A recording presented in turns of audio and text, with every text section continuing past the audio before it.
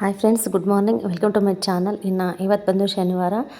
ಶನಿವಾರ ಮತ್ತು ಭಾನುವಾರ 2 ದಿನದ ವ್ಲಾಗ್ ಇವತ್ತು ನಿಮ್ಮ ಹತ್ರ ಶೇರ್ ಮಾಡ್ಕೊಳ್ತಾ ಇದ್ದೀನಿ. ಟೈಮ್ ಬಂದುಬಿಟ್ಟು 6:15 ನಾನು ವೀಡಿಯೋ ಸ್ಟಾರ್ಟ್ ಮಾಡಬೇಕಾದ್ರೆ. ಇವತ್ತು ಬಂದು ಬೇಗನೆ ಎದ್ದಿದ್ವಿ.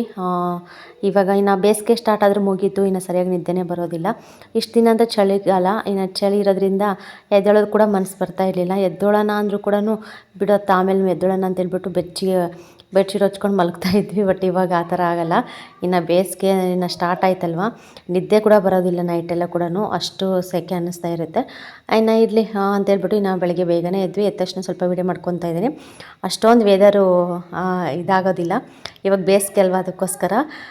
ಸ್ವಲ್ಪ ಮಳೆಗಾಲ ಸ್ಟಾರ್ಟ್ ಆದ್ರಂತೂ ಎಲ್ಲಿ ನೋಡಿದ್ರು ಕೂಡ ಫುಲ್ಲು ಗಿಡ ಎಲ್ಲ ಚೆನ್ನಾಗಿ ಬೆಳ್ಕೊಂಡಿರ್ತವೆ ಮತ್ತು ಹುಲ್ಲೆಲ್ಲ ಬೆಳೆದಿರುತ್ತೆ.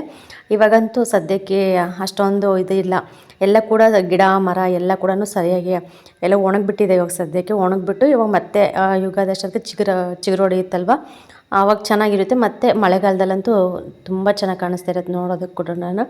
ಈ ಕಡೆ ಬೆಟ್ಟ ಗುಡ್ಡ ಎಲ್ಲ ಕೂಡ ಫುಲ್ಲು ಒಣಗೋಗಿ ಸರಿಯಾಗಿ ಕಾಣಿಸ್ತಾನೆ ಇಲ್ಲ. ಇಲ್ಲಿ ಬಂದು ಹಲಸಿನ ಮರ ಇದೆ ಅಲ್ವಾ, ಅದು ಸ್ವಲ್ಪ ವೀಡಿಯೋ ಮಾಡ್ಕೊತಾ ಇದ್ದೀನಿ. ನಮ್ಮ ಮನೆಯವರು ಇವತ್ತು ನೀರು ಬಿಟ್ಟಿದ್ರು, ಅದಕ್ಕೆ ಸಖತ್ತು ಕಾಯಿ ಬಿಟ್ಬಿಟ್ಟಿದೆ. ಬಟ್ ಇವೆಲ್ಲ ಕೂಡ ಮರದಲ್ಲಿ ಇರೋದಿಲ್ಲ, ಎಲ್ಲ ಕೂಡ ಅಂದರೆ ತುಂಬ ಗಟ್ಟಿ ಇರೋ ಮಾತ್ರ ಇರುತ್ತೆ. ಗಟ್ಟಿ ಇಲ್ಲ ಅನ್ನೋ ಕೂಡ ಎಲ್ಲ ಕೂಡ ಕೆಳಗಡೆ ಬಿದ್ದೋಗಿ ಒಣಗೋಗ್ತಾ ಇದ್ದಾವೆ. ಚಿಕ್ಕ ಚಿಕ್ಕ ಕಾಯೆಲ್ಲ ಕೂಡ ಮಸ್ತು ಬಿದ್ದುಬಿಟ್ಟಿದ್ವು. ಈ ಕಡೆ ಬುಡದಲ್ಲೆಲ್ಲ ಇದು ಕಾಣಿಸ್ತಾ ಇದೆ ಅಲ್ವಾ, ಅಲ್ಲೆಲ್ಲ ಕೂಡ ಚಿಕ್ಕ ಚಿಕ್ಕ ಕಾಯೆಲ್ಲ ಸಖತ್ತಾಗಿ ಬಿದ್ದುಬಿಟ್ಟಿದೆ. ಮತ್ತು ಅದು ಹಂಗೆ ಕೊಳ್ತೋಗ್ಬಿಟ್ಟು ಗೊಬ್ಬರ ಆಗುತ್ತೆ. ಇಲ್ಲಿ ದೊಡ್ಡದಾಗಿ ಕಾಣಿಸ್ತಾ ಇದೆ ಅಲ್ವಾ, ಅವು ಮಾತ್ರ ಗಟ್ಟಿಯಾಗಿರ್ತಾವೆ ಅಷ್ಟೇ. ಚಿಕ್ಕ ಚಿಕ್ಕ ಕಾಯಿ ಬಿಟ್ಟಿರೋವೆಲ್ಲ ಕೂಡ ಅವಾಗ ಉದುರೋಗ್ತಾ ಇದ್ದಾವೆ. ಇಲ್ಲಿ ಒಂದು ಮರ ಇದೆ, ಅದು ಅಷ್ಟೇ ಪರವಾಗಿಲ್ಲ, ಸ್ವಲ್ಪ ಚೆನ್ನಾಗಿ ಬಿಟ್ಟಿತ್ತು. ಬಟ್ ನನಗೆ ಗೊತ್ತಿಲ್ಲ ಇವೆಲ್ಲ ಎಷ್ಟೊಂದು ಬಿಟ್ಟಿದ್ದೇವೋ ಅಷ್ಟು ಕೂಡ ಹಲಸಿನಕಾಯಿ ಬಿಡ್ತಾವೇನು, ಇಷ್ಟು ಎಲ್ಲ ದೊಡ್ಡವಾಗ್ತಾವೆ ಅಂತ ನಾನು ಅಂದ್ಕೊಂಡೆ. ಮತ್ತು ನಮ್ಮ ಮನೆಯವ್ರನ್ನ ಕೇಳಿದೆ, ಇಷ್ಟೊಂದು ಕೆಳಗಡೆ ಬಿದ್ದೋಗ್ಬಿಟ್ಟಿದ್ದಾವೆ ಯಾಕೆಂದಾಗ ಹೇಳಿದ್ರು ಅವರು, ಇದರಲ್ಲಿ ಯಾವ ಗಟ್ಟಿ ಇರ್ತಾವೆ ಮಾತ್ರ ಉಳ್ಕೊಳ್ತವೆ, ಇನ್ನು ಮಿಕ್ಕಿರವೆಲ್ಲ ಉದುರೋಗ್ತವೆ. ಇವಾಗ ಸ್ವಲ್ಪ ದೊಡ್ಡದಾಗಿದ್ದಾವಲ್ವ, ಅವು ಒಂದೇ ಇರೋದು, ಚಿಕ್ಕ ಚಿಕ್ಕವೆಲ್ಲ ಕೂಡ ಉದುರೋಗ್ತವೆ ಅಂತ ಹೇಳಿದ್ರು. ಹೌದೇನು ಅಂತ ಹೇಳ್ಬಿಟ್ಟು ಸೀದಾ ಇಲ್ಲಿ ಶೆಡ್ ಹತ್ರ ಬಂದ್ವಿ. ನಾವಂತೂ ಇನ್ನೇನು ಜೋಡಿಸಿಲ್ಲಲ್ವ. ಬೆಳಗ್ಗೆ ಒಂದು ಟೈಮ್ ಮತ್ತು ನೈಟ್ ಒಂದು ಟೈಮು ಬಾಗಿಲು ತೆಗೆದ್ಬಿಟ್ಟು ಸ್ವಲ್ಪ ಇಲಿಗಳನ್ನ ವಿಚಾರಿಸ್ಕೊಂಡು ಹೋಗ್ತಾ ಇರ್ತೀವಿ. ಮನೆಗೆ ಹೋಗೋ ಟೈಮ್ ಸರಿಯಾಗಿ ಕೂಡ ಬೆಳಗ್ಗೆ ಬಂದುಬಿಟ್ಟು ಸ್ವಲ್ಪ ಚೀಲ ಎಲ್ಲ ಇಟ್ಟಿದ್ದೀವಲ್ಲ, ಚೀಲದಲ್ಲಿ ಕೂಡ ಸೇರ್ಕೊಂಡಿರ್ತವೆ ಅಂತ ಹೇಳಿಬಿಟ್ಟು ಚೀಲ ಎಲ್ಲ ಚೆಕ್ ಮಾಡಿ ಅವನ್ನೆಲ್ಲ ಸ್ವಲ್ಪ ಓಡಿಸ್ಬಿಟ್ಟು ಬಾಗಿಲು ಹಾಕ್ಕೊಂಡು ಹೋಗ್ತೀವಿ. ಆದರೂ ಕೂಡ ನಾವು ಇರುವಾಗ ಇರೋದಿಲ್ಲ. ನಾವು ಸ್ವಲ್ಪ ಬಾಗಿಲು ಹಾಕ್ಕೊಂಡು ಹೋದ ತಕ್ಷಣ ಮತ್ತೆ ಬರ್ತಾ ಇರ್ತವೆ. ಜಾಸ್ತಿ ಮೇಲ್ಗಡೆನೆ ನೋಡ್ತಾ ಇರೋದು, ಎಷ್ಟು ಫಾಸ್ಟಾಗಿ ಓಡೋಗ್ತಾ ಇದ್ದಾವೆ ಅಂದರೆ ಸಿಕ್ಕಾಪಟ್ಟು ಫಾಸ್ಟಾಗಿ ಓಡೋಗ್ತಾ ಇರ್ತವೆ. ಅದಕ್ಕೆ ನೋಡ್ತಾ ಇದ್ದೀನಿ ಏನಾದರೂ ಕಡ್ದಿದ್ದು ಹೋಗೇನಂತೇಳ್ಬಿಟ್ಟು. ಚೀಲ ಒಳಗಿನ ಸೇರ್ಕೊಂಡ್ಬಿಟ್ರಂತ ಕತೆನೇ ಮುಗ್ದೋಯ್ತು. ಎಲ್ಲ ತುಂಬಿಟ್ಬಿಟ್ಟಿದ್ದೀವಿ ಸರಿಯಾಗಿ. ಹೆಂಗೋ ಏನೋ ಅನ್ನೋದೇ ಒಂಥರ ಟೆನ್ಷನ್. ನಮ್ಮ ಮನೆಯವ್ರು ನೋಡಿದ್ರೆ ಏನೋ ಹೇಳ್ತಾನೆ ಇಲ್ಲ, ಸುಮ್ಮನೆ ಇದ್ದಾರೆ. ಅತ್ತೆ ಬೇರೆ ಇಲ್ಲ, ನಮ್ಮ ಅತ್ತೆ ಫಂಕ್ಷನ್ ಇದೆ ಅಂತ ಹೇಳಿಬಿಟ್ಟು ಊರಿಗೆ ಹೋಗಿದ್ದಾರೆ.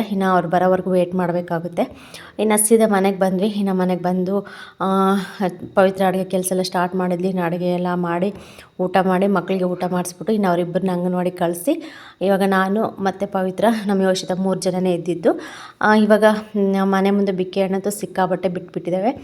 ರೆಡ್ ಕಲರ್ ಇದೆ ಬಿಕ್ಕೆ ಹಣ್ಣು, ನಿಜವಾಗ್ಲೂ ತುಂಬ ಟೇಸ್ಟಿಯಾಗಿದ್ದಾವೆ. ಮಸ್ತು ಸಿಗ್ತಾವೆ ಫ್ರೆಂಡ್ಸ್. ಒಂದು ದಿನಕ್ಕೆ ಏನಿಲ್ಲ ಅಂದ್ರೂ ಒಂದು 15-20 ಮೇಲೇ ಸಿಗ್ತಾ ಇರ್ತವೆ. ಅದು ಗಿಳಿ ಕಡ್ದಾಕಿರೋ ಬಿಟ್ಟು ಹಣ್ಣಂತೂ ಸಖತ್ತಾಗಿರ್ತವೆ, ಅಷ್ಟು ಸಿಗ್ತಾನೆ ಇರ್ತವೆ. ಇವತ್ತು ತಿನ್ಬೇಕಂತ ಅನ್ನಿಸ್ತು. ಪವಿತ್ರ ಕಟ್ ಮಾಡಿಬಿಟ್ಟು ಒಂದು ಸ್ವಲ್ಪ ಉಪ್ಪು ಮತ್ತು ಖಾರ ಹಾಕ್ಬಿಟ್ಟು ನೀಟಾಗಿ ಅದಕ್ಕೆ ಹಚ್ಕೊಂಡು ತಿಂತಾಯಿದ್ದೀವಿ 3 ಜನನು. ನಮ್ಮ ಯೋಷಿತಂಗೆ ಚೆನ್ನಾಗಿ ತಿಂತಾಳೆ, ಅವಳಿಗೆ ಸ್ವಲ್ಪ ಖಾರ ಇಲ್ದಿರೋದು ಎತ್ತಿಟ್ವಿ. ಖಾರ ಇಲ್ದಿರೋದು ಕೊಟ್ಟಾಗ ಅವಳು ಕೂಡ ತಿಂತಾಯಿದ್ದಾಳೆ. ಇನ್ನಂತೂ ನಿಜವಾಗ್ಲೂ ಹೇಳೋಕ್ಕಾಗಲ್ಲ, ಅಷ್ಟು ಕಾಯಿದ್ದಾವೆ. ನಮ್ಮ ಮನೆ ಹತ್ರ ಒಂದೇ ಅಲ್ಲ ಇರೋದು, ಮಸ್ತು ಪ್ರತಿಯೊಬ್ಬರ ಮನೆ ಮುಂದೆನೂ ಬಿಕ್ಕೆ ಹಣ್ಣಿನ ಗಿಡ ಇದ್ದಾವೆ. ಹಾಗಾಗಿ ನಮಗೆ ಏನು ಅನಿಸೋದಿಲ್ಲ, ಮರನೇ ಇಲ್ಲ ಗಿಡನೇ ಇಲ್ಲ ಅನ್ನೋರಿಗಂತೂ ಸಿಕ್ಕರೆ ಸಾಕಪ್ಪ ತಿನ್ನೋಣ ಅಂತ ಅನಿಸುತ್ತೆ. ಬಟ್ ಏನೇ ಹೇಳಿ ಬಿಕ್ಕೆಕಾಯಿ ಜಾಸ್ತಿ ತಿನ್ನಬಾರ್ದು ಅಂತ ಹೇಳ್ತಾರೆ. ನಾವು ಅಷ್ಟೇ ಲಿಮಿಟಾಗಿ ತಿಂತೀವಿ. ನಮ್ಮ ಮಕ್ಕಳು ವಿಚಾರ ಬಂದ್ರಂತೂ ಅವರು ತುಂಬ ಆಸೆ ಪಡ್ತಾ ಇರ್ತಾರೆ, ಆದರೂ ಕೂಡ ಸ್ವಲ್ಪ ಕಂಟ್ರೋಲ್ ಮಾಡ್ತಾಯಿದ್ದೀವಿ. ಬೆಳಗ್ಗೆನೇ ಬೇಗ ಕೊಡೋದಿಲ್ಲ, ಹೊಟ್ಟೆ ತುಂಬ ಊಟ ಮಾಡಿಸ್ಬಿಡ್ತೀವಿ. ಅಷ್ಟರಲ್ಲಿ ಅಂಗನವಾಡಿಗೆ ಹೋಗ್ತಾರಲ್ವ, ಹೋಗ್ಬೇಕಾದ್ರೆ ಕೈಯಲ್ಲಿ ಒಂದೊಂದು ಕೊಟ್ಟು ಕಳಿಸ್ತೀವಿ ಅಷ್ಟೇ. ಇಲ್ಲೇ ತಿನ್ಕೊಂಡು ಅಂಗನವಾಡಿಗೆ ಹೋಗ್ತಾ ಇರ್ತಾರೆ. ಆ ಥರ ಇನ್ನು ಇವತ್ತು ಶನಿವಾರ ಅಲ್ವಾ, ಇನ್ನು ನಮ್ದು ಇವತ್ತು ವಾರ ಮಾಡೋ ಹಾಗಿರಲಿಲ್ಲ. ಅದಕ್ಕಿಂತ ಸುಮ್ಮನಾಗಿದ್ವಿ. ನೋಡೋಣ ಸುಮ್ಮನೆ ಮತ್ತು ಸಗಣಿ ಎಲ್ಲ ಕೂಡಾಕಿದ್ಲಲ್ಲ ಪವಿತ್ರ, ಸುಮ್ಮನೆ ಒಣಗೋಗ್ಬಿಟ್ಟು ಹುಳ ಆಡ್ಬಿಡುತ್ತೆ ಅಂತ ಹೇಳ್ಬಿಟ್ಟು ಸುಮ್ಮನೆ ಹಿಂಗೆ ಅಂಗ್ಳನಾದರೂ ಬಳಿಯೇನಂತ ಹೇಳ್ಬಿಟ್ಟು ಇನ್ನು ಅಂಗಳ ಎಲ್ಲ ಬಳ್ಕೊಂಬರ್ತಾ ಇದ್ದಾಳೆ. ನಾವಿಲ್ಲಾಂದರೆ ಶುಕ್ರವಾರನೇ ಒಳಗಿನ ಮನೆ ಎಲ್ಲ ಬಳ್ಕೊಂಡು, ಇನ್ನು ಶನಿವಾರ ಹೊರಗಿಂದ ಚಪ್ಪರ ಕೆಳಗೆಲ್ಲ ಬಳ್ಕೊಂಡು ಇನ್ನು ಎಲ್ಲರೂ ಮಕ್ಕಳಿಗೆಲ್ಲ ಸ್ನಾನ ಮಾಡಿಸಿ ಆ ಪೂಜೆ ಅಂತೂ ಚೆನ್ನಾಗಿ ಮಾಡ್ತೀವಿ ನಾವು ಶನಿವಾರ ಬಂದರೆ. ಬಟ್ ಮಾಡೋ ಹಾಗಿರಲಿಲ್ಲ, ಹಾಗಾಗಿ ಇವತ್ತೇನು ಕೂಡ ಮಾಡೋಕ್ಕೆ ಹೋಗಲಿಲ್ಲ. ಇನ್ನು ಕೆಲಸ ಏನೋ ಅಷ್ಟೊಂದು ಇರಲಿಲ್ಲ. ಸರಿ ಬಿಡು ಅಂತೇಳ್ಬಿಟ್ಟು ಇರೋ ಕೆಲಸನೇ ಮಾಡ್ಕೊತಾ ಇದ್ದೀವಿ. ಇನ್ನು ಸಗಣಿ ಎಲ್ಲ ಹಾಕ್ಬಿಟ್ಟು ನಮ್ಮ ಪವಿತ್ರ ರಂಗೋಲಿ ಬಿಡಿಸ್ತಾ ಇದ್ದಾಳೆ. ತುಂಬ ಚೆನ್ನಾಗಿ ಬಿಡಿಸ್ತಾಳೆ ರಂಗೋಲಿ ಮಾತ್ರ. ಇದು ಯಾಕೋ ಸರಿ ಅರ್ಜೆಂಟ್ ಅಂತ ಹೇಳ್ಬಿಟ್ಟು ಡಿಸೈನ್ ಕೂಡ ಸುಮ್ಮನೆ ಫಾಸ್ಟಾಗಿ ಇದ್ದಾಳೆ. ಇಂಟ್ರೆಸ್ಟ್ ಕೊಟ್ಟು ರಂಗೋಲಿ ಬಿಡ್ಸೋಕ್ಕೆ ಕೂತ್ಕೊಂಡ್ರೆ ನಿಜವಾಗ್ಲೂ ತುಂಬ ಚೆನ್ನಾಗಿ ರಂಗೋಲಿ ಬಿಡಿಸ್ತಾಳೆ. ನನಗೆ ಅಷ್ಟೊಂದು ಬರೋದಿಲ್ಲ. ನಮ್ಮ ಪವಿತ್ರ ಅಂತೂ ತುಂಬ ಚೆನ್ನಾಗಿ ಬಿಡಿಸ್ತಾ ಇರ್ತಾಳೆ. ನನಗೆ ಇವಾಗ ಅನ್ನಿಸ್ತಾ ಇದೆ ನಾನು ಕಲ್ತ್ಕೋಬೇಕು ರಂಗೋಲಿ ಹಾಕೋದಂತ ಹೇಳಿ.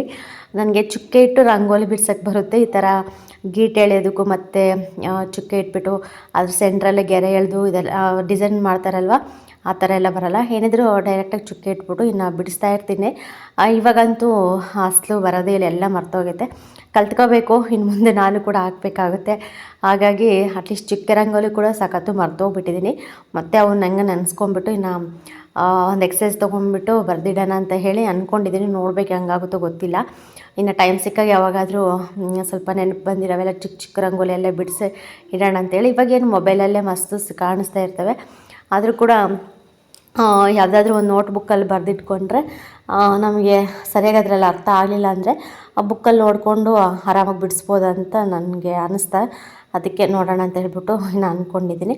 ಆದಷ್ಟು ಟ್ರೈ ಮಾಡ್ತೀನಿ, ಬರೆದಿಟ್ಕೋಬೇಕು. ಎಷ್ಟು ಬರ್ತಾವೆ ಅಷ್ಟು. ಇನ್ನು ಇಲ್ಲಿ ಅಷ್ಟೇ ಇವತ್ತು ಪವಿತ್ರ ಚುಕ್ಕೆ ಇಟ್ಬಿಟ್ಟು ಇನ್ನು ರಂಗೋಲಿ ಬಿಡಿಸಿ ಅದಕ್ಕೆ ಸ್ವಲ್ಪ ಡಿಸೈನ್ ಮಾಡ್ತಾ ಇದ್ದಾಳೆ. ಇನ್ನು ಮೊನ್ನೆ ಒಂದು ಕಮೆಂಟ್ ಕೂಡ ಬಂದಿತ್ತು, ಬೆಕ್ಕು ಸಾಕಿ ಇಲಿ ಇರೋದಿಲ್ಲ ಅಂತ ಹೇಳಿಬಿಟ್ಟು. ನಿಜ, ಬೆಕ್ಕು ಸಾಕಬೇಕು, ಬಟ್ ಎಲ್ಲೂ ಸಿಗ್ತಾಯಿಲ್ಲ ಫ್ರೆಂಡ್ಸ್. ಇಲ್ಲಿ ನಮ್ಮೂರಲ್ಲಂತೂ ಯಾವ ಕೂಡ ಬೆಕ್ಕು ಮರಿನೇ ಹಾಕಿಲ್ಲ. ಯಾರ ಮನೆಗೂ ಸಾಕಿಲ್ಲ ಅನಿಸುತ್ತೆ ಜಾಸ್ತಿ. ಇನ್ನು ಒಂದು 2-3 ಮನೆಯಲ್ಲಿ ಬೆಕ್ಕಿದ್ದು ಅವೆಲ್ಲ ಕೂಡ ನಾಗಲೇ ದೊಡ್ಡವಾಗ್ಬಿಟ್ಟಿದ್ದಾವೆ. ಇನ್ನು ಚಿಕ್ಕ ಮರಿ ಅಂತೂ ಯಾವೂ ಇಲ್ಲ. ಚಿಕ್ಕ ಮರಿ ಇದ್ದರೆ ತೊಗೊಂಬಂದು ಹೆಂಗೋ ಹಾಲಾಕ್ಬಿಟ್ಟು ಸಾಕೋಬೋದು. ಬಟ್ ದೊಡ್ಡವಲ್ಲ, ಅವು ಸಿಗೋದಿಲ್ಲ, ಮತ್ತು ಅವು ಇರೋದು ಇಲ್ಲ, ಓಡೋಗ್ಬಿಡ್ತವೆ ತಪ್ಪಿಸ್ಕೊಂಡು. ಅದಕ್ಕೆ ನೋಡ್ತೀವಿ, ವಿಚಾರಿಸ್ತೀವಿ ಎಲ್ಲಾದರೂ ಸಿಗ್ತವೇನೋ. ಅದಂತೂ ತುಂಬ ಈಸಿ. ಅಟ್ಲೀಸ್ಟು ಆ ಇಲಿ ಅಂದರೆ ಆ ಬೆಕ್ಕು ಹಿಡಿಯೋಕ್ಕಾಗದಿದ್ರು ಕೂಡ ಅದು ಸೌಂಡ್ ಮಾಡ್ತಾ ಇರುತ್ತಲ್ಲ, ಆ ಸೌಂಡ್ಗಾದ್ರೆ ಎದ್ರುಕೊಂಡು ಹೋಗ್ಬಿಡ್ತವೆ ಅವು. ಸಖತ್ತು ಇಲಿ ಇದ್ದಾವೆ. ನಮಗೆ ಅವನ್ನ ಸಾಯಿಸೋಕ್ಕೂ ಕೂಡ ಮನಸ್ಸು ಬರ್ತಾ ಇಲ್ಲ. ಅದಕ್ಕೋಸ್ಕರ ಇದು ಒಳ್ಳೆ ಆಪ್ಷನ್ ಅಂತ ಅನ್ನಿಸ್ತು. ಬೆಕ್ಕು ತೊಗೊಂಬಂದು ಎಲ್ಲಾದರೂ ಪಕ್ಕದೂರಿಗಾದರೂ ಹೋಗ್ಬಿಟ್ಟು ಎಲ್ಲಾದರೂ ಇರ್ತವೇನೋ ನೋಡಿಬಿಟ್ಟು ಇಟ್ಕೊಂಬರ್ಬೇಕು. ಒಂದು 2 ಮರಿ ಆದ್ರೂ ಸಾಕು. ಆರಾಮಾಗಿ ಹೆಂಗೋ ಸ್ವಲ್ಪ ಹಸು ಹಾಲು ಕರಿತಾ ಇದಲ್ವ, ಅದನ್ನು ಸ್ವಲ್ಪ ಕರೆದ್ಬಿಟ್ಟು ಇನ್ನು ಹಾಕಿದ್ರೆ ಕುಡ್ಕೊಂಡು ಚೆನ್ನಾಗಿರ್ತವೆ ಅಂತ ಹೇಳಿ ನೋಡ್ಬೇಕು. ಸಿಕ್ಕರಂತೂ ನಿಮ್ಮ ಹತ್ರ ಶೇರ್ ಮಾಡ್ಕೊಳ್ತೀನಿ. ಇನ್ನು ಮಧ್ಯಾಹ್ನ ಕೂಡ ಆಗಿತ್ತು. ಮಧ್ಯಾಹ್ನ ಆದ ತಕ್ಷಣ ಇನ್ನು ಮಕ್ಕಳು ಕೂಡ ಇವತ್ತು ಶನಿವಾರ ಅಂತೇಳ್ಬಿಟ್ಟು ಇನ್ನು ಬೇಗ ಬಂದರು ಅಂಗನವಾಡಿಯಿಂದ. ಇನ್ನು ಬಂದ ತಕ್ಷಣವೇ ಅವ್ರಿಗೆ ಬಿಸಿದು ಏನಾದರೂ ಮಾಡಿಕೊಡ್ತೀವಿ. ಪವಿತ್ರ ಅಂತೂ ಕಂಪಲ್ಸರಿ ಮಾಡಿಕೊಡ್ತಾಳೆ, ಅವಳು ಮಿಸ್ಸೇ ಮಾಡೋದಿಲ್ಲ. ಇನ್ನು ಸ್ವಲ್ಪ ಉಪ್ಪಿಟ್ಟು ಇಲ್ಲ ಅವಲಕ್ಕಿದ್ರೆ ಅವಲಕ್ಕಿ ಮಾಡ್ತಾಳೆ, ಇಲ್ಲ ಏನಾದರೂ ದೋಸೆ ಮಾಡಬೇಕಂದ್ರೆ ದೋಸೆ ಮಾಡ್ತಾಳೆ. ಒಟ್ಟು ಏನಾದರೂ ಮಕ್ಕಳಿಗೆ ಬಿಸಿದು ಮಾಡಿಸ್ಬಿಟ್ಟು ತಿಂತಾಳೆ. ಇಲ್ಲ ಅದೇನೂ ಇಲ್ಲ ತಿನ್ನಿಸ್ತಾಳೆ. ಏನೂ ಇಲ್ಲ ಅಂದರೂ ಕೂಡ ಒಂದು ಸ್ವಲ್ಪ ಅನ್ನ ಇದ್ದರೆ ಅನ್ನ ಹಾಕ್ಬಿಟ್ಟು ಹಾಗೆ ಸ್ವಲ್ಪ ಹಿಟ್ಟು ಹಾಕಿ ಸ್ವಲ್ಪ ಚಿಕ್ಕದಾಗಿ ಮುದ್ದೆ ಮಾಡಿಬಿಟ್ಟು ಇನ್ನು ಬಿಸಿ ಮುದ್ದೆ ಕೂಡ ಉಣ್ಣಿಸ್ತಾಳೆ. ಹಾಗಾಗಿ ಇವತ್ತು ದೋಸೆ ಮಾಡೋಣ ಅಂತ ಹೇಳ್ಬಿಟ್ಟು ಇನ್ನು ದೋಸೆ ಹಾಕಿದ್ದು. ಹಿಟ್ಟಲ್ಲೇ ದೋಸೆ ಮಾಡ್ತೀವಿ ನಾವು ಮಧ್ಯಾಹ್ನ ಟೈಮಲ್ಲಿ. ಇನ್ನು ರುಬ್ಬೋದು ಏನೂ ಇಲ್ಲ. ತಾವಂತೂ ತುಂಬ ಚೆನ್ನಾಗಿ ಎದ್ದಾಳುತ್ತೆ, ಹಾಗಾಗಿ ಏನೂ ಕೂಡ ತೊಂದರೆ ಇಲ್ಲ. ಹಿಟ್ಟು ಕಲಿಸ್ಬಿಟ್ಟು ಮಾಡ್ಬೋದು. ಮತ್ತು ಮೊಟ್ಟೆ ಕೂಡ ಇರ್ತವೆ ನಮ್ಮ ಮನೇಲಿ ಕೋಳಿ ಇರೋದ್ರಿಂದ. ಆವಾಗ ಮೊಟ್ಟೆ ಇರ್ತಾವಲ್ಲ, ಹಾಗೆ ಸ್ವಲ್ಪ ದೋಸೆ ಹಾಕಿದ್ಮೇಲೆ ಅದ್ರ ಮೇಲೆ ಒಂದು ಮೊಟ್ಟೆ ಹಾಕಿದ್ರೆ ಮತ್ತು ಮೊಟ್ಟೆ ದೋಸೆ ಥರ ಆಗುತ್ತೆ. ಮಕ್ಕಳು ಕೂಡ ಇಷ್ಟಪಟ್ಟು ತಿಂತಾರೆ. ಇನ್ನು ನಮ್ಮ ದನಗೂ ನಮ್ಮ ಯೋಷಿತಕ್ಕಂದ್ರೆ ತುಂಬ ಇಷ್ಟ. ಅವರು ಚೆನ್ನಾಗಿ ತಿಂದಿದ್ದಾರೆ ಮುಂಚೆಯಿಂದ. ಇನ್ನು ನನ್ನ ಮಗಂತೂ ಇವಾಗ ಅಭ್ಯಾಸ ಮಾಡ್ಕೊತಾ ಇದ್ದಾನಲ್ವ, ಅವನು ಕೂಡ ಪರವಾಗಿಲ್ಲ. ಇವಾಗೆಲ್ಲ ಕೂಡ ತಿಂತಾನೆ. ಅಂದರೆ ಅವರು ಊಟ ಮಾಡ್ತಾ ಇರ್ತಾರಲ್ಲ, ಅವ್ನು ನೋಡಿ ಆದರೂ ಇವನು ಕೂಡ ತಿನ್ನೋದಕ್ಕೆ ಸ್ಟಾರ್ಟ್ ಮಾಡಿದ್ದಾನೆ ಇವಾಗ. ಇದು ಬಂದ್ಬಿಟ್ಟು ನೆಕ್ಸ್ಟ್ ಡೇ ಭಾನುವಾರ ಇವತ್ತು ಮಕ್ಕಳದು ಕೂಡ ರಜೆ ಇತ್ತು. ಇನ್ನು ಬೆಳಗ್ಗೆಯಿಂದ ಮನೆ ಕೆಲಸ ಎಲ್ಲ ಮುಗಿಸಿ ಇನ್ನು ಪಾತ್ರೆ ಗಿತ್ರೆ ಎಲ್ಲ ತೊಳೆದು ಇನ್ನು ಸ್ಟವ್ ಎಲ್ಲ ಒರೆಸಿ ಕಸ ಎಲ್ಲ ಗುಡಿಸ್ಬಿಟ್ಟು ಇನ್ನು ಮತ್ತೆ ಸ್ವಲ್ಪ ಕೆಲಸ ಇತ್ತು, ಅದು ಸ್ಟಾರ್ಟ್ ಮಾಡ್ಕೊಂಡ್ವಿ.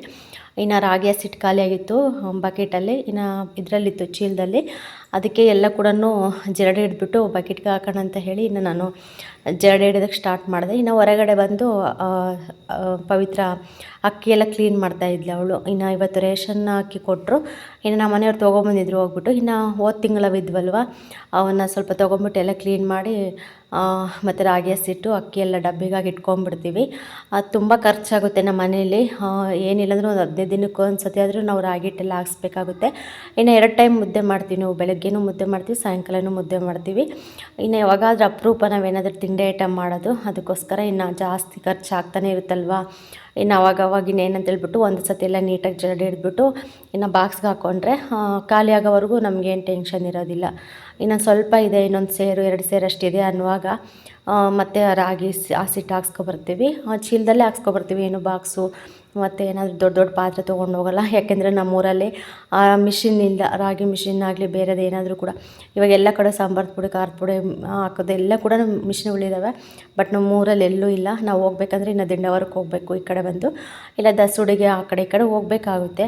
ಅಲ್ಲಿ ಹೋಗ್ಬಿಟ್ಟು ಹಾಕ್ಸ್ಕೊಬರ್ಬೇಕಾಗುತ್ತೆ. ನಮ್ಮೂರೆಲ್ಲೂ ಇಲ್ಲ ಸದ್ಯಕ್ಕೆ ಮಿಷನ್ಗಳು. ಅದಕ್ಕೆ ಇನ್ನು ಚೀಲದಲ್ಲೇ ರಾಗಿ ತೊಗೊಂಡು ಹೋಗ್ಬಿಟ್ಟು ಇನ್ನು ಅಲ್ಲೇ ಕ್ಲೀನ್ ಮಾಡಿಸ್ಬಿಟ್ಟು ಇನ್ನು ಅಲ್ಲೇ ಹಾಕ್ಕೊಂಬಂದಿರ್ತಾರಲ್ವ, ಆ ಚೀಲದಲ್ಲಿ ಹಂಗೆ ಇರುತ್ತೆ ಈ ರಾಗಿ ಹಿಟ್ಟು. ಇನ್ನು ಬಾಕ್ಸ್ ಎಲ್ಲ ಖಾಲಿ ಆದಮೇಲೆ ನೀಟಾಗಿ ಬಕೆಟೆಲ್ಲ ನೀಟಾಗಿ ಒರೆಸ್ಬಿಟ್ಟು ಮತ್ತು ಜರಡಿ ಇಟ್ಟು ಮತ್ತು ಹಾಕ್ಕೊತೀವಿ ಇದರೊಳಗೆ.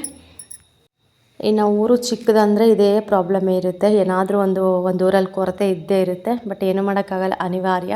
ಇನ್ನು ಹೋಗಲೇಬೇಕಾಗುತ್ತೆ ಪಕ್ಕದೂರಿಗೆ. ಇಲ್ಲಿ ನೋಡ್ತಾ ಇರ್ಬೋದು ಇನ್ನು ಕೆಳಗಡೆ ಚಾಪೆ ಹಾರಿಸ್ಕೊಂಡ್ಬಿಟ್ಟು ಇನ್ನು ನೀಟಾಗಿ ಅಕ್ಕಿಯೆಲ್ಲ ಹಾಕ್ಕೊಂಡು ಇನ್ನೆಲ್ಲ ಕ್ಲೀನ್ ಮಾಡ್ತಾಯಿದ್ದಾಳೆ. ಸದ್ಯಕ್ಕೆ ವೆಹಿಕಲ್ಸ್ ಏನೂ ಓಡಾಡೋದಿಲ್ಲಲ್ವ, ನಮಗೆ ಆರಾಮಾಗಿ ಕೂತ್ಕೊಳ್ಬೋದು, ಕೆಲಸ ಎಲ್ಲ ಮಾಡ್ಕೋಬೋದು. ಇನ್ನು ನೋಡ್ತಾ ಇರ್ಬೋದು ಚಾಪೆ ಹಾಕ್ಕೊಂಡ್ಬಿಟ್ಟು ಎಲ್ಲ ಇದು ಮಾಡ್ತಾ ಅಕ್ಕೆಲ್ಲ ಕ್ಲೀನ್ ಮಾಡಿದ್ವಿ. ಇನ್ನು ಅಕ್ಕೆಲ್ಲ ಕ್ಲೀನ್ ಮಾಡಿಬಿಟ್ಟು ಇನ್ನು ಚೀಲ ಎಲ್ಲ ತೊಗೊಂಬಂದು ಒಳಗೆ ಹಾಕಿ ಮಧ್ಯಾಹ್ನ ಕೂಡ ಆಯಿತು ಇವತ್ತು ಕೂಡ. ಇನ್ನು ಮಧ್ಯಾಹ್ನ ತಕ್ಷಣವೇ 1-2:30 ಆಗಿತ್ತು ಅನ್ಸುತ್ತೆ ಟೈಮು. ಇನ್ನು ಸಂಜೆ ಆಗಲೇ 3 ಗಂಟೆ ಬರ್ತಾಯಿತ್ತು. ಇನ್ನು ನಮ್ಮ ಮಾವ ಟೀ ಕೇಳಿದ್ರು, ಟೀ ಮಾಡಮ್ಮ ಅಂತ ಹೇಳ್ಬಿಟ್ಟು ಇನ್ನು ನಾನು ಈ ಕಡೆ ಟೀ ಮಾಡ್ತಾಯಿದ್ದೀನಿ. ಇನ್ನು ಹಾಲು ಪೌಡ್ರ್ ಟೀನೇ ನಮ್ಮ ಯೋಷಿತೆಗೆ ಹಾಲು ಪೌಡರ್ ಕೊಡ್ತಾರಲ್ವ, ಅದರಲ್ಲೇ ಟೀ ಮಾಡ್ಕೊತೀವಿ. ತುಂಬ ಚೆನ್ನಾಗಿರುತ್ತೆ ಟೇಸ್ಟ್ ಮಾತ್ರ. ಅದು ಮುಂಚೆಯಿಂದ ಅಭ್ಯಾಸ ಆಗಿಬಿಟ್ಟಿದೆ ಅಲ್ವ, ಅದನ್ನು ಬಿಡೋದಕ್ಕೆ ಆಗ್ತಾಯಿಲ್ಲ. ಹಾಲು ಪೌಡ್ರು ಟೀಗೂ ಮತ್ತು ಹಾಲು ಟೀಗೂ ತುಂಬ ವ್ಯತ್ಯಾಸ ಇರುತ್ತೆ. ಯಾವಾಗಲೂ ಡೈಲಿ ಹಾಲು ಹಾಕಿ ಟೀ ಮಾಡಿ ಕುಡಿಯೋ ಟೀಗೂ ಮತ್ತು ಅಪರೂಪಕ್ಕೆ ಯಾವಾಗಾದ್ರೂ ಹಿಂಗೆ ಹಾಲು ಪೌಡ್ರ್ ಹಾಕಿ ಮಾಡಿರೋ ಟೀಗೂ ತುಂಬ ವ್ಯತ್ಯಾಸ ಇರುತ್ತೆ. ನಾವು ಯಾವಾಗಲೂ ಹಾಲು ಪೌಡ್ರ್ ಯೂಸ್ ಮಾಡ್ತಾ ಇರ್ತೀವಲ್ವ, ಆಗಲೇ ನಮ್ಗೆ ಅಭ್ಯಾಸ ಇರುತ್ತೆ ಕುಡಿಯೋದು. ಇನ್ನು ಮಾವನಿಗೆಲ್ಲ ಟೀ ಎಲ್ಲ ಮಾಡಿಕೊಟ್ಟೆ. ಇನ್ನು ಈ ಕಡೆ ಬಂದುಬಿಟ್ಟು ದೋಸೆಗೆ ಕ್ಯಾರೆಟು ಮತ್ತು ಈರುಳ್ಳಿ, ಸ್ವಲ್ಪ ಕೊತ್ತಂಬರಿ ಸೊಪ್ಪೆಲ್ಲ ಕೂಡ ನೀಟಾಗಿ ಇದೆಲ್ಲ ತುರ್ಕೊಂಬಿಟ್ಟು ಇವಾಗ ದೋಸೆಗೆ ರೆಡಿ ಮಾಡ್ತಾಯಿದ್ದಾಳೆ. ಯಾಕೆಂದರೆ ಬೆಳಗ್ಗೆ ಸೊಪ್ಪು ಸಾಂಬಾರು ಅನ್ನ ಮುದ್ದೆ ಮಾಡಿದ್ವಿ, ಖಾಲಿ ಆಗಿಬಿಟ್ಟಿತ್ತು. ಇನ್ನು ನಮ್ಮ ಮನೆಯವರೆಲ್ಲ ಕೆಲ್ಸಕ್ಕೆ ಹೋಗ್ತಾರಲ್ವ, ಅವ್ರಿಗೂ ಕೂಡ ಬಾಕ್ಸ್ ಕೊಟ್ಟು ಕಳಿಸಿದ್ವಲ್ಲ, ಅದಕ್ಕೆ ಇನ್ನು ಮಧ್ಯಾಹ್ನ ಅಲ್ವಾ, ಇನ್ನು ಎಲ್ಲ ನೋಡೋಣ ಮಕ್ಕಳು ತಿಂದು ಮಿಕ್ಕಿದ್ರೆ ನಮಗೂ ಆಗ್ತವೆ ಅಂತ ಹೇಳ್ಬಿಟ್ಟು ಇವತ್ತು ಸ್ವಲ್ಪ ಜಾಸ್ತಿನೇ ಇಟ್ಟು ಕಲಿಸ್ಬಿಟ್ಟು ದೋಸೆ ಮಾಡ್ತಾಯಿದ್ದಾಳೆ ಪವಿತ್ರ. ತುಂಬ ಚೆನ್ನಾಗಿ ಬರುತ್ತೆ. ತವ ಅಂತೂ ಏನೇ ಹೇಳಿ ಎಂಥ ದೋಸೆ ಆಗಲು ಅದು ಮಾಡಲಿ, ಮೇನಾಗಿ ತವ ಚೆನ್ನಾಗಿ ಎದ್ರಂತೂ ನಮಗೆ ಅಡುಗೆ ಮಾಡೋದಕ್ಕೂ ಖುಷಿ, ದೋಸೆ ಹಾಕೋದಕ್ಕೂ ಖುಷಿ. ಅಕಸ್ಮಾತ್ರ ಮಿಸ್ಸಾಗಿ ಕೈ ಕೊಡ್ತು ತವ ಅಂತಂದರೆ ಅಯ್ಯೋ ಸುಮ್ಮನೆ ತಲೆನೋವು ಬಂದುಬಿಡುತ್ತೆ. ಹಾಗಾಗಿ ಇದು ಒಳ್ಳೆ ಚೆನ್ನಾಗಿದೆ. ಇದು ಮಾತ್ರ ಚೆನ್ನಾಗಿ ಎದ್ದೇಳುತ್ತೆ ದೋಸೆ. ಒಂದು ಸ್ವಲ್ಪ ಕೂಡ ಅಂಟ್ಕೊಳ್ಳೋದಿಲ್ಲ, ಏನಿಲ್ಲ. ಒಂದೊಂದು ಹಿಟ್ಟಿನ ದೋಸೆ ಮಾಡಿದ್ರೆ ಒಂದೊಂದು ತವ ಎದ್ದೇಳೋದೇ ಇಲ್ಲ. ಬಟ್ ಇದು ಚೆನ್ನಾಗಿ ಎದ್ದೇಳುತ್ತೆ. ಇನ್ನೊಂದು ಕೂಡ ಇದೆ, ಅಕ್ಕಿ ನೆನೆಸ್ಬಿಟ್ಟು ರುಬ್ಬಿ ಮಾಡೋದು ಕೂಡ ಅದು ಇದೆ, ಮತ್ತು ಇದು ಕೂಡ ಇದೆ. ಇನ್ನು ಮಕ್ಕಳಂತೂ ವೇಟಿಂಗು. ನಮ್ಮ ಧನು ಅಂತೂ ಕಾಯ್ತಾ ಇದ್ದಾನೆ. ಇನ್ನು ಫಸ್ಟು ನಮ್ಮ ಯೋಷಿತೆಗೆ ಮಾಡಿಬಿಟ್ಟು ಇನ್ನು ಕೊಟ್ಟು ಮತ್ತೆ ನೆಕ್ಸ್ಟ್ ಬಂದುಬಿಟ್ಟು ಧನುಗೆ, ಆಮೇಲೆ ಥರ್ಡ್ ಬಂದುಬಿಟ್ಟು ನಮ್ಮ ಕಲ್ಯಾಣನಿಗೆ. ಯಾಕೆಂದರೆ ಇವರಿಬ್ಬರು ಚೆನ್ನಾಗಿ ತಿಂದರೆ ಅವನು ಕೂಡ ಇಷ್ಟಪಟ್ಟು ನೋಡ್ಕೊಂಡಾದ್ರೂ ತಿಂತಾನೆ. ಇನ್ನು ಮಕ್ಕಳಿಗೆಲ್ಲ ತಿನ್ನಿಸ್ಬಿಟ್ಟು ಇನ್ನು ಸ್ನಾನ ಮಾಡಿಸಿದ್ವಿ ಇವತ್ತು ಭಾನುವಾರ. ಸ್ನಾನ ಮಾಡಿಸ್ಬಿಟ್ಟು ಡೈಲಿ ಸ್ನಾನ ಮಾಡಿಸಿದ್ರು ಕೂಡ ಮಕ್ಕಳು ಒಂದಿನ ಮನೇಲಿದ್ರಂತೂ ಬೆಳಗ್ಗಿಂದ ಸಂಜೆವರೆಗೂ ನೋಡೋದಕ್ಕಾಗೋದಿಲ್ಲ. ಆ ಪಾರ್ಟಿ ಎಲ್ಲ ಮಣ್ಣು ಒಯ್ಕೊಳ್ಳೋದು, ಗಲೀಜು ಮಾಡ್ಕೊಳ್ಳೋದು, ಆ ಥರ ಆಟ ಆಡ್ತಾನೇ ಇರ್ತಾರಲ್ವ, ತುಂಬ ಒಂಥರ ಕಾಣಿಸ್ತಾ ಇರ್ತಾರೆ. ಫ್ರೆಶ್ಶಾಗಿ ಸ್ನಾನ ಮಾಡಿಸ್ಬಿಟ್ಟು ಇನ್ನು ಇವಾಗ ಧನುಗೆ ಅವರಮ್ಮ ಜಡೆ ಹಾಕ್ತಾಯಿದ್ದಾಳೆ, ಸ್ಟೆಪ್ ಜಡೆ. ಇನ್ನು ಕಲ್ಯಾಣ ಬಂದುಬಿಟ್ಟು ಸ್ನಾನ ಮಾಡಿದ ತಕ್ಷಣವೇ ಮಲ್ಕೊಂಬಿಟ್ಟ ಅವನು.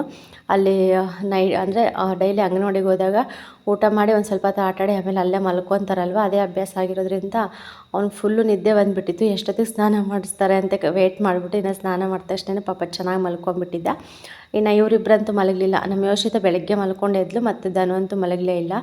ಅದಕ್ಕೆ ಅವರಮ್ಮ ಇವಾಗ ಜಡೆ ಹಾಕ್ತಾಯಿದ್ದಾಳೆ. ನಮ್ಮ ದನುಗಂತೂ ಕೂದಲು ಹೋಗೋವರೆಗೂ ತುಂಬ ಹಿಂಸೆ ಪಾಪ. ನಮಗೆ ಹೆಣ್ಮಕ್ಳಿಗೆ ಒಂದೊಂದು ಸತಿ ಜಡೆ ಬಾಚ್ಕೋಬೇಕು, ಜಡೆ ಹಾಕ್ಕೋಬೇಕು ಅನ್ನೋಗೆ ನಮಗೆ ಒಂಥರ ತಲೆನೋವು ಬಂದಂಗೆ ಆಗುತ್ತೆ. 6 ದಿನ ಬಾಚ್ಕೊತಾರೆ ಅಂತ. ಪಾಪ ಮಕ್ಕಳಿಗೆ ಡೈಲಿ ಬಾಚಬೇಕಲ್ಲ. ಈ ಥರ ಜಡೆ ಇರೋ ಮಕ್ಳಿಗಂತೂ ತುಂಬ ಹಿಂಸೆ ಆಗುತ್ತೆ. ಹೆಣ್ಮಕ್ಳದ್ದು ಹೆಂಗೋ ಒಂದು ಲೆಕ್ಕ ಆಗುತ್ತೆ, ಗಂಡು ಮಕ್ಳದಂತೂ ತುಂಬ ಹಿಂಸೆ ಆಗುತ್ತೆ. ಏನು ಮಾಡೋದು? ಅದಕ್ಕೆ ಮಕ್ಕಳಿಗೆ ಯಾವುದೇ ಕಾರಣಕ್ಕೂ ವರ್ಷದೊಳಗೆ ಕೂದಲು ತೆಗಿಸ್ಬೇಕು, ಇಲ್ಲ 3 ವರ್ಷಕ್ಕೆ ತೆಗೆಸ್ಬಿಡ್ಬೇಕು. ಈ ಥರ 5 ವರ್ಷಕ್ಕೆ 9 ವರ್ಷಕ್ಕೆ ಬಿಟ್ಕೊಂಡ್ರಂತೂ ತುಂಬ ಕಷ್ಟ ಆಗುತ್ತೆ. ಮತ್ತು ತುಂಬ ಹಠನೂ ಮಾಡ್ತಾ ಇರ್ತಾರೆ. ಕೋಪ ಜಾಸ್ತಿ. ಪ್ರತಿಯೊಂದೂ ಅವ್ರಿಗೆ ಇದು ಮಾಡೋದಕ್ಕೆ ಆಗೋದಿಲ್ಲ, ಅಷ್ಟು ಇದರಲ್ಲಿರ್ತಾರೆ ಅವರು.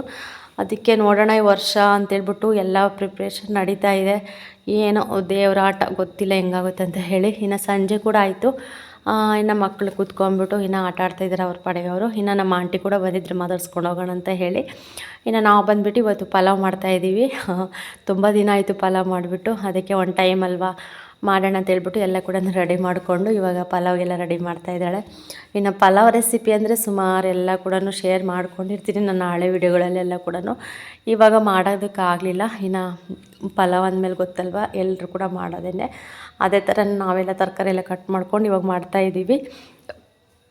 ಇನ್ನು ನಾವು ಬೆಳಗ್ಗೆ ಟೈಮಂತೂ ತಿಂಡಿ ಮಾಡೋದಕ್ಕೆ ಹೋಗೋದಿಲ್ಲ. ಯಾವಾಗಿದ್ದರೂ ಸಾಯಂಕಾಲನೇ ನಾವು ತಿಂಡಿ ಮಾಡೋದು. ಚಪಾತಿ ಆಗಲಿ, ಇಲ್ಲ ಈ ಥರ ಪಲಾವು, ಉಪ್ಪಿಟ್ಟು, ಚಿತ್ರಾನ್ನ ಏನಾದರೂ ಆಗಲಿ ಸ್ವಲ್ಪ ಸಾಯಂಕಾಲ ಟೈಮ್ ಮಾಡ್ತೀವಿ. ಯಾಕೆಂದರೆ ಒಂದು ಟೈಮ್ ಅಲ್ವಾ ತಿನ್ನೋದು, ಅದಕ್ಕಾಗಿ ಸಾಯಂಕಾಲ ಟೈಮ್ ಮಾಡ್ತೀವಿ.